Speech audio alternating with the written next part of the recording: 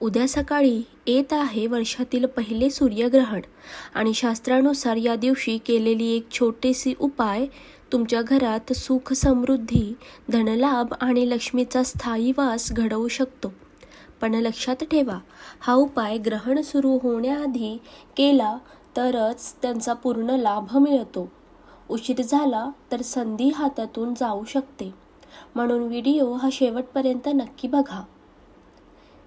सूर्यग्रहणाचे आध्यात्मिक महत्त्व. हिंदू धर्मात सूर्यग्रहण हा फक्त खगोलीय घटना नसून तो एक अत्यंत शक्तिशाली आध्यात्मिक काळ मानला जातो.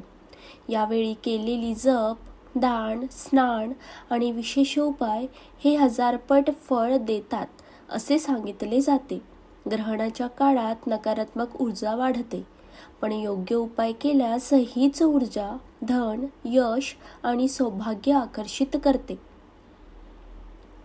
सकाळी उंबरठ्यावर ठेवायची ती एक वस्तू कोणती ते जाणून घेऊया. उद्या सूर्यग्रहणाच्या दिवशी सकाळी लवकर उठून स्नान करून घराच्या मुख्य दरवाजाच्या उंबरठ्यावर ठेवा एक छोटी वाटी तांदूळ, त्यावर ठेवलेला 1 रुपयाचं नाणं आणि थोडे हळदी कुंकू. हा उपाय का करतात? तांदूळ दर्शवतात समृद्धी आणि अन्नपूर्णा कृपा, नाणे दर्शवते धन प्रवाह आणि हळद कुंकू आकर्षित करते सौभाग्य आणि लक्ष्मीचा वास. ग्रहणाच्या दिवशी हा संयोग घरात सकारात्मक ऊर्जा खेचून आणतो असे मानले जाते. उपाय कसा करावा त्याची पूर्ण विधी जाणून घेऊया. सकाळी लवकर स्नान करून स्वच्छ पिवळे कपडे तसेच पांढरे वस्त्रसुद्धा परिधान करू शकता. देवघरात दीप लावा आणि प्रार्थना करा. एक स्वच्छ वाटी घ्या आणि त्यात तांदूळ भरा.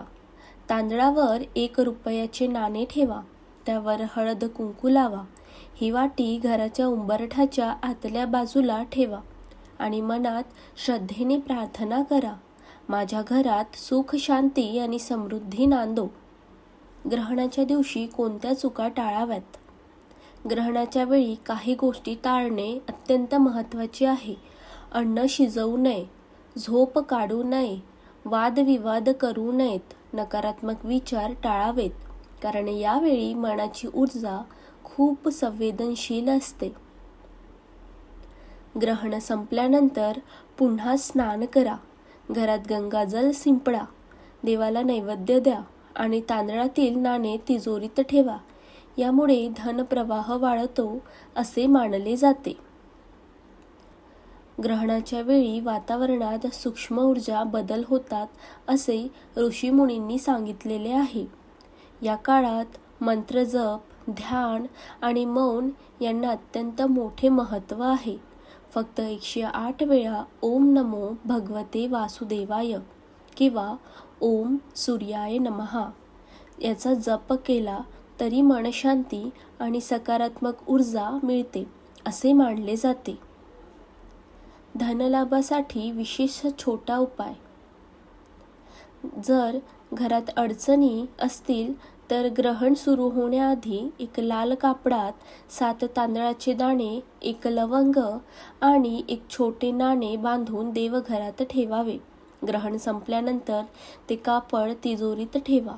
असा विश्वास आहे की यामुळे अडकलेले पैसे परत मिळण्याचे योग निर्माण होतात.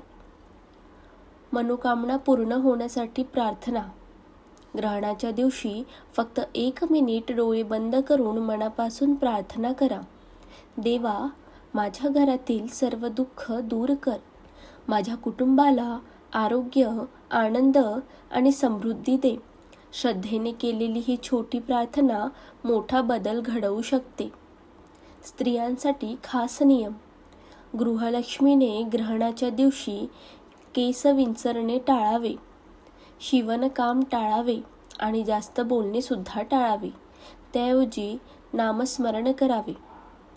असे केल्यास घरातील नकारात्मकता कमी होते आणि सौभाग्य वाढते असे मानले जाते.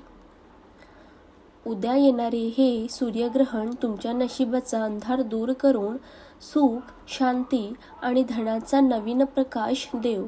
लक्ष्मीचा वास तुमच्या घरात कायम राहो हीच मनापासून प्रार्थना आहे.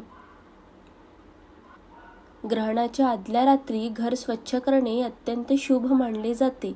विशेषतः देवघर स्वच्छ धुणे, मुख्य दरवाजाजवळ गंगाजल शिंपडणे आणि उंबरट्यावर छोटा दीप लावणे असे केल्याने घरातील नकारात्मक कंपन कमी होतात आणि ग्रहणाच्या दिवशी येणारी दैवी ऊर्जा सहज प्रवेश करते असे मानले जाते. उंबरट्याजवळ दीप लावण्याचे रहस्य. सूर्यग्रहणाच्या सकाळी उंबरट्याच्या उजव्या बाजूला तुपाचा छोटा दिवा लावावा. दिवा म्हणजेच अंधकारावर प्रकाशाचा विजय आणि दारिद्र्यावर समृद्धीचा संकेत. हा दिवा लावल्याने लक्ष्मीला घरात येण्यासाठी आमंत्रण दिल्यासारखे मानले जाते. ग्रहण सुरू असताना मोठे पूजन न करता फक्त शांत बसून मंत्र जप करणे श्रेष्ठ मानले जाते. विशेषतः 108 वेळा ओम नमः शिवाय तसेच 21 वेळा ओम सूर्याय नमः हा जप मनातील भीती, अडथळे आणि आर्थिक ताण कमी करतो असा श्रद्धेचा विश्वास आहे. ग्रहण संपल्यानंतर एखाद्या गरजू व्यक्तीला गहू, तांदूळ किंवा पिवळे वस्त्र दान करणे अत्यंत पुण्यकारक मानले जाते. दानामुळे अडकलेली प्रगती सुरू होते आणि धनप्रवाह वाढतो असे सांगितले जाते. नकारात्मक शक्तींपासून संरक्षण. ग्रहणाच्या दिवशी घराच्या मुख्य दरवाज्यावर हळद कुंकूचा छोटा स्वास्तिक काढा. हा स्वास्तिक रक्षण, शुभत्व आणि देवकृपेचे प्रतीक मानले जाते. त्यामुळे वाईट शक्ती घरात प्रवेश करत नाही असा पारंपरिक विश्वास आहे. एक छोटी कथा जाणून घेऊया. एक जुनी कथा सांगितली जाते. एका गरीब स्त्रीने ग्रहणाच्या दिवशी फक्त श्रद्धेने तांदूळ आणि नाण्याचा उपाय केला. काही दिवसांतच तिच्या घरात अन्नाची कमतरता संपली आणि कुटुंबात आनंद परत आला. म्हणून म्हणतात, उपाय मोठा नसतो, श्रद्धा मोठी असते. सूर्यग्रहणाचा अंधार जसा काही वेळापुरता असतो तसाच तुमच्या आयुष्यातील अंधारही लवकरच दूर हो. तुमच्या घरात धन, आनंद, आरोग्य आणि लक्ष्मीचा स्थायी वास हो ही मनापासून प्रार्थना. जर तुम्हाला हा व्हिडिओ आवडला असेल तर मंदिर यात्रा विथ निकुराज या चॅनलला लाईक करा, शेअर करा आणि सबस्क्राईब करायला विसरू नका.